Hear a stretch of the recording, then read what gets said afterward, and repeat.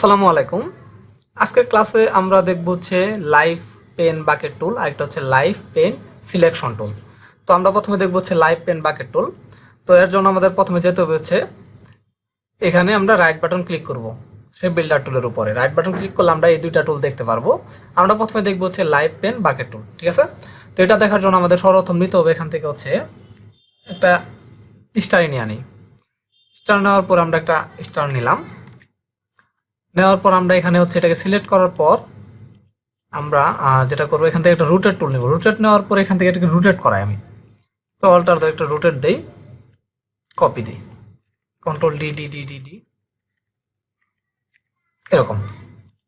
তো এটা নেওয়ার পর এটা সম্পূর্ণটাকে সিলেক্ট করার পর একটু বড় করে দিই, তাহলে দেখতে সুবিধা হবে। একটু বড় করে দিলাম, ওকে। তো এখন আমি লাইভ পেন বাকেট টুলের সাহায্যে যেটা করতে পারি, এটার প্রত্যেকটা যে পার্টগুলো আছে, মানে এদিক দিয়ে যে ভাগ হয়েছে, এখানে একটা, এখানে একটা, এখানে একটা, এখানে একটা, প্রত্যেকটা পার্টে আমি কালার দিতে পারি। লাইভ পেন বাকেট না থাকলে কিন্তু এই কালারটা দেওয়া যাবে না। তো এটা নেওয়ার পর আমরা লাইভ পেন বাকেট টুলে গেলাম। এখানে আসার পর এই যে আমাদের বাকেটের এখানে এরকম হয়ে গেছে। তো কার্সর এরকম হওয়ার পর আমরা যদি লেফট অ্যারো বা রাইট অ্যারো ক্লিক করি তাহলে এই কালারটা চেঞ্জ হবে। যেখানে কালার কিন্তু চেঞ্জ হচ্ছে আমাদের কার্সর উপরে।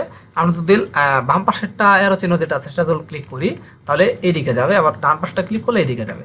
তো এর সাহায্যে আমরা যে কোনো একটা কালার নিলাম, নেওয়ার পর যদি ক্লিক দিই ওই কালারগুলাই এর ভিতরে চলে আসবে। এই যে ক্লিক দিই, মানে প্রত্যেকটা এর উপর যদি আমরা ক্লিক দিই এরকম করে যে কোনো কালার নিয়ে আমরা জাস্ট ক্লিক দিচ্ছি, তো এরকম হচ্ছে।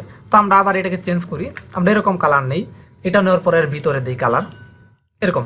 মানে প্রত্যেকটা জায়গায় জায়গায় সে কালার নিবে, এরকম এরকম করে কালার নেওয়া যাবে। আমরা নিলাম, কালার নিলাম এরকম। এখন আবার আমি চাচ্ছি না এটা চেঞ্জ হোক, এরকম কালার হোক, তো এটা আমরা নিতে পারবো। প্রত্যেকটা কালার আমি আলাদা আলাদাভাবে নিতে পারবো। এদিকে আসি, এইদিকে আসি, এরকম করে আমরা কালার প্রত্যেকটা পার্টে আমরা নিতে পারবো। জাস্ট ক্লিক দিতে হবে, আর কিছুই না। আবার আমি কালার চেঞ্জ করলাম, আমি চাচ্ছি এই কালার হোক, তখন আবার আমি এই কালার নেই, সবগুলাই এর উপরে আমরা ক্লিক দিতে থাকবো। তো ক্লিক দিই, এরকম কালার চেঞ্জ হবে, এরকম। তো আমরা এই কালারগুলো নিলাম এরকম। তো আবার আমি এখান থেকে চেঞ্জ করি, মানে প্রত্যেকবার আমি চেঞ্জ করতে পারি, আলাদা আলাদা কালার আমি নিতে পারি। তো আমি এখানে এই কালারটা নিয়ে ফেলছি, আমি ধরি যে এই কালারটা নিয়ে ফেলছি। নিয়ে ফেলার পর আমি চাচ্ছি এই ভিতরে কালারটা চেঞ্জ হোক। তো এটা চেঞ্জ করার জন্য আমরা এটাকে সিলেকশন করে চেঞ্জ করতে পারি। এটা হচ্ছে আমাদের লাইভ পেন সিলেকশন টুল। এটা ক্লিক দেওয়ার পর আমি যদি এর ভিতরে ক্লিক দিই শুধুমাত্র এটাই সিলেকশন হচ্ছে, দেখছি? বা এই কালারের উপর ক্লিক দিলে এই কালার সিলেকশন হবে। আমি চাচ্ছি মাঝখানের কালারটা চেঞ্জ হোক, তাই মাঝখানে ক্লিক দিলে এটা সিলেকশন হয়েছে। এখন আমি ইচ্ছা মতো এই যে এখান থেকে আমাদের যে ফিলেট কালার এটা আছে এখান থেকে জাস্ট ক্লিক দিয়ে ইচ্ছা মতো আমি একটা কালার নিতে পারবো। ধরি আমি এই বেগুনি কালারটা এটা নিব, তো আমি এটা সিলেক্ট করে দিলাম, জাস্ট এরকম। তো আমরা লাইভ পেন বাকেট টুল হচ্ছে সরাসরি আমাদের লাইভ মানে সরাসরি যে আমাদের যে কালারটা বসাইতে পারি যে কোনো শেপের উপরে, এরকম।